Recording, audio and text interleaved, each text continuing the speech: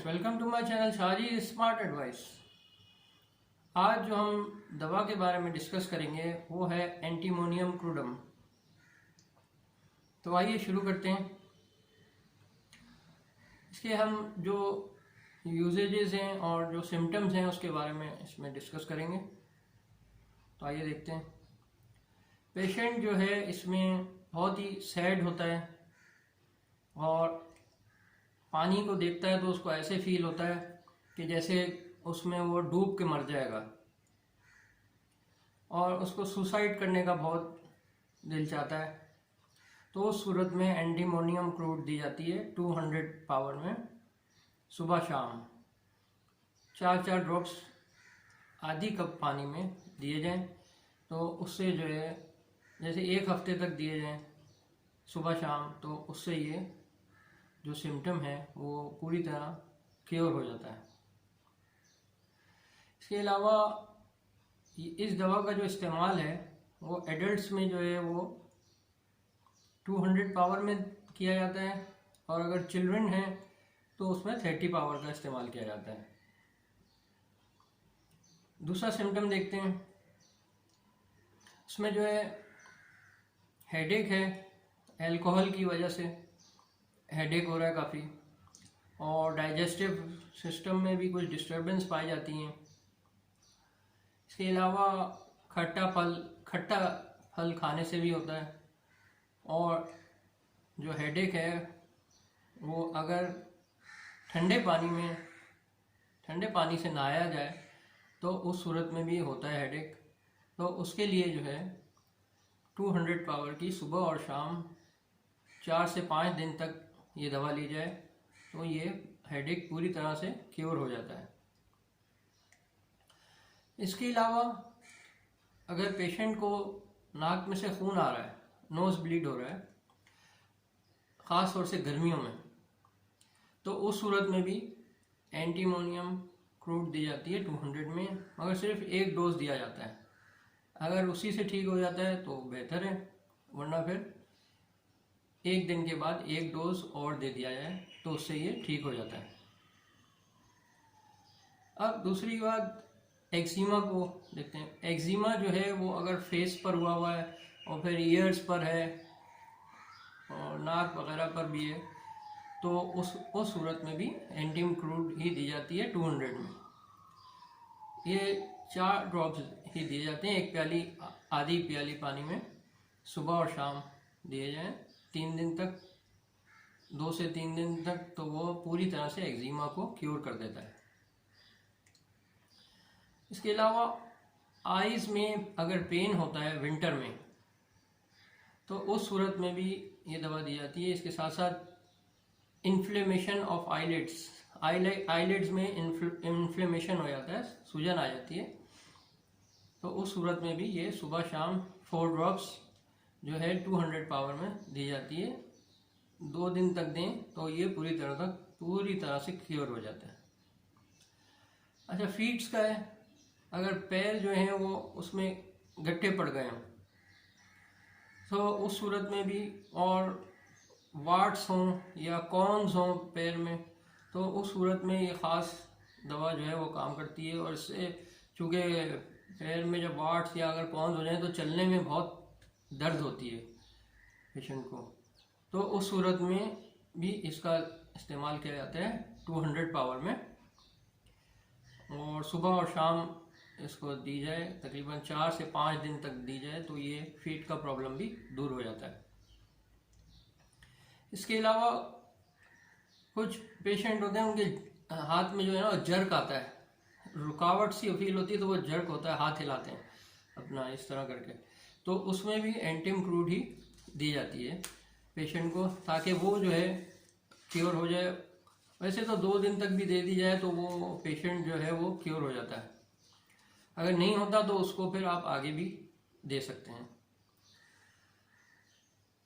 अब गर्मियों में जो है दाने निकल आते हैं, जैसे धूप की वजह से चेहरे पे और बदन पे भी निकल आते हैं, तो उस सूरत में भी ये दवा दी जाती है 200 पावर में। ज़्यादातर मैं एडल्ट्स का बता रहा हूँ, चिल्ड्रन को जो है वो 30 पावर ही में दी जाती है। अच्छा, अब स्लीपिंग प्रॉब्लम है, बैठे बैठे जो है नींद आना शुरू हो जाती है। बंदा कहीं बैठा हुआ है या किसी से बातचीत कर रहा है कहीं, तो थोड़ी देर बैठा तो उसको बैठे बैठे जो है नींद आना शुरू हो जाएगी। हर वक्फे वक्फे से, थोड़े थोड़े वक्फे से नींद आना शुरू हो जाती है।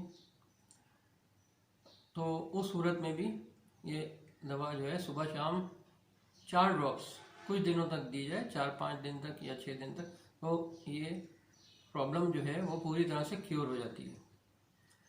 इसके अलावा टीथ की प्रॉब्लम है, दांत में कीड़ा लग रहा है, दांत खोखला हुआ है अंदर से, जो है उसमें कीड़ा इतना लग गया है कि वो पूरा खोखला हो गया है, और जाहिर सी बात है दांत में फिर दर्द भी काफ़ी होता है।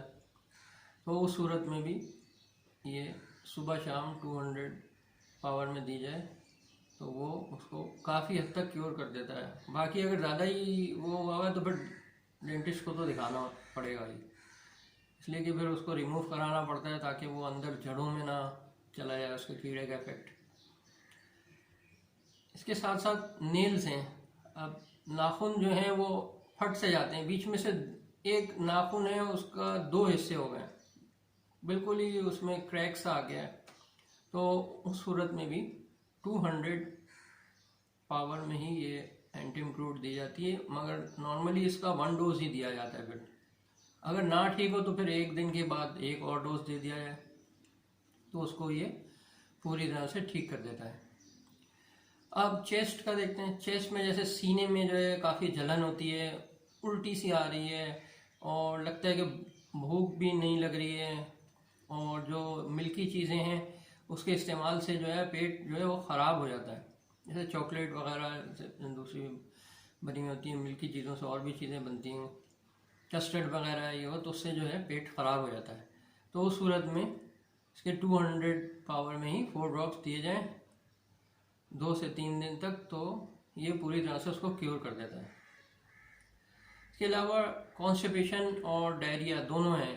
कभी कॉन्स्टिपेशन हो जाता है और 1-2 दिन में जो है डायरिया के सिम्टम शुरू हो जाते हैं, फिर कॉन्स्टिपेशन हो जाता है, फिर डायरिया हो जाता है। तो उसके साथ साथ अगर हो और डायरिया भी चलता रहे मुसलसल, तो उस सूरत में 4 ड्रॉप्स ही दिए जाते हैं, सुबह शाम दिए जाते हैं, और 200 पावर में ही दिए जाते हैं ये भी।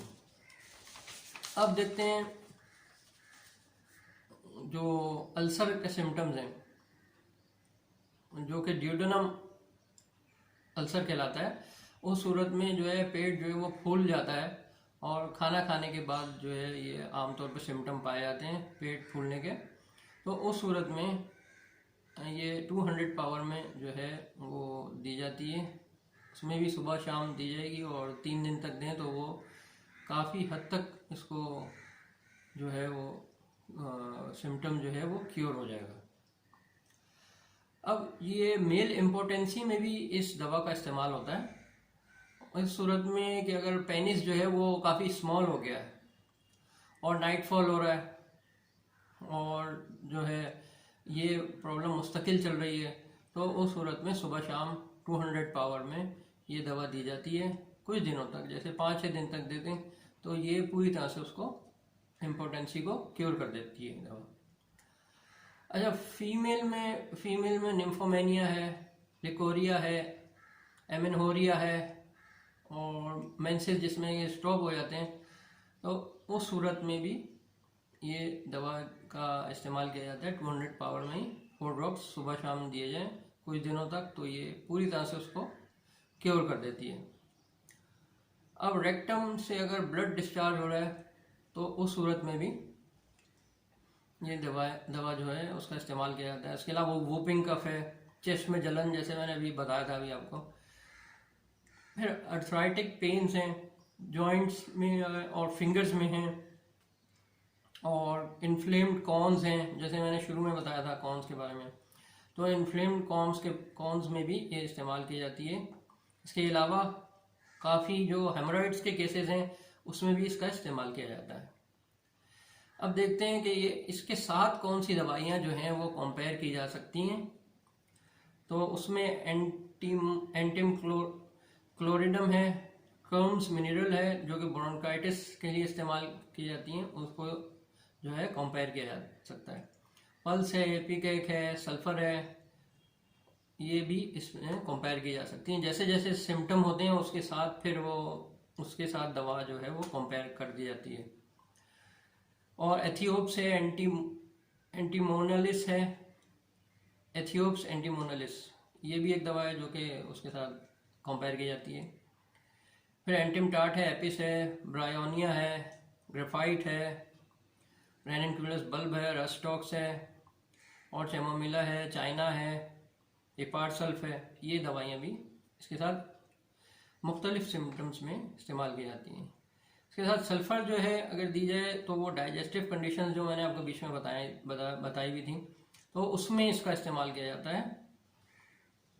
और टंग जो है उसमें जो है वो काफ़ी लोडेड हैवी दिखती है, वाइट कलर हो जाता है टंग का, और काफ़ी वर्स कंडीशन हो जाती है डाइजेस्टिव की जो है, और उसमें आपको कॉन्स्टिपेशन काफ़ी होती है, तो उस सूरत में सल्फ़र दी जाती है। अब जो है स्ट्रामोनियम है, उसमें जो है पेशेंट को कोई ये भी पसंद नहीं करता कि उसकी तरफ कोई देखे, पेशेंट जो है ये पसंद नहीं करता, तो उसमें स्ट्रामोनियम दी जाती है। और एंटीडोट जो है दवा का वो है कल्केरिया, हेपार, मर्क है, और ब्रायोनिया है।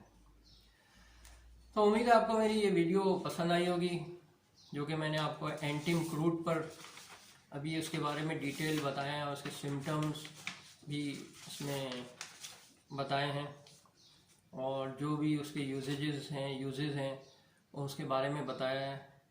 तो उम्मीद करता हूँ आपको मेरी ये वीडियो पसंद आई होगी। मेरे चैनल को सब्सक्राइब कीजिएगा और लाइक कीजिएगा, और वीडियो को शेयर भी कीजिएगा अपने दोस्तों में।